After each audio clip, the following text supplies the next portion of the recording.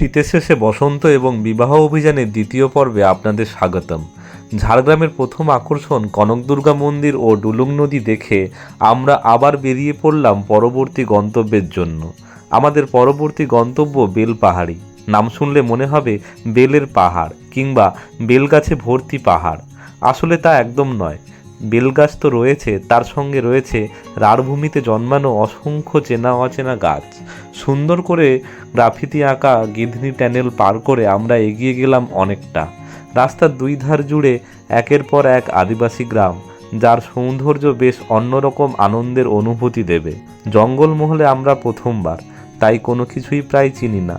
তবে এখানে যে সমস্ত দর্শনীয় স্থান রয়েছে তার নামের একটা লিস্ট আগে থেকেই বানানো ছিল। শুধু রাস্তায় দাঁড়িয়ে স্থানীয়দের জিজ্ঞাসা ও দিক নির্দেশ নিয়ে এগিয়ে চলেছে আমাদের গাড়ি। বড় রাস্তা পার করে তুলনামূলক অনেকটা সরু রাস্তা দিয়ে আমরা এগোতে থাকলাম। রাস্তার দুই দিকে চাষ করা হয়েছে তরমুজ, শশা ও বিভিন্ন ধরনের শাকসবজি। তারই মাঝে কোনো কোনো বাড়ির উঠোনে ঘুরে বেড়াতে দেখলাম লড়াই করা মোরগ। এই মোরগ লড়াই করে বলে তাদের চাহিদাও এই অঞ্চলে বেশ ভালো। কথা বলতে বলতে চলে এলাম ঘাগরা জলপ্রপাত। হিসেব মতো এখানে একটা ছোটোখাটো ঝর্ণা দেখতে পাওয়ার কথা ছিল, কিন্তু প্রযুক্তি ও সময় আমাদের নিরাশ করলো। এমনিতে এই সময় জল খুব কম থাকে, তার উপর কোনো কারণে পাম্প দিয়ে যেটুকু জল বেঁচেছিল সেটাও অন্যত্র করে দেওয়া হচ্ছে। শুধু পড়ে রয়েছে বড় বড় পাথর। ঝর্ণা ছাড়াও পাথরের সৌন্দর্যও যে কিছু কম নয়, তা আসলে দৃষ্টিভঙ্গির ওপর নির্ভর করে। যা কিছু রোজকার একঘেয়েমি কাটায় আমাদের চোখের সামনে, তাই সুন্দর হিসেবে দেখা দেয় আমাদের চোখে। তাই আমরাও দেরি না করে খানিকটা ছবি তুলে নিয়ে পরের জায়গাটা দেখার জন্য আবার বেরিয়ে পড়লাম।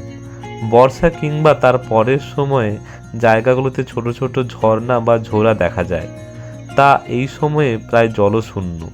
তাই ঝোড়া দেখার আশা আমরা ত্যাগ করলাম। কিন্তু প্রকৃতি এক এক সময়ে এক এক রকমভাবে সৌন্দর্য বিতরণ করে আমাদের মাঝে।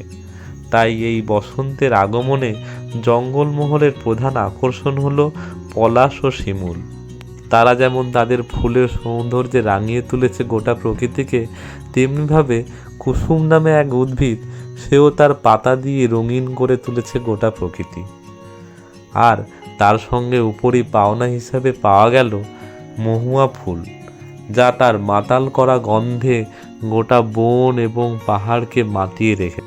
তার সঙ্গে রাস্তা জুড়ে হেঁটে চলা পাল পাল গৃহপালিত জীব, এই জঙ্গলে ঘেরা রাঢ়ভূমির জীবনযাত্রার এক অনন্য রূপ। গোধূলি বেলায় মহুয়ার মাতাল করা গন্ধ এবং তার মিষ্ট স্বাদ আমাদের মুগ্ধ করল। তাই খানিকটা মহুয়া ফুলও সংগ্রহ করে রেখে দিলাম নিজেদের কাছে। পড়ন্ত বেলায় ছুটে চলেছে আমাদের গাড়ি, একের পর এক জায়গা নাম মিলিয়ে মিলিয়ে।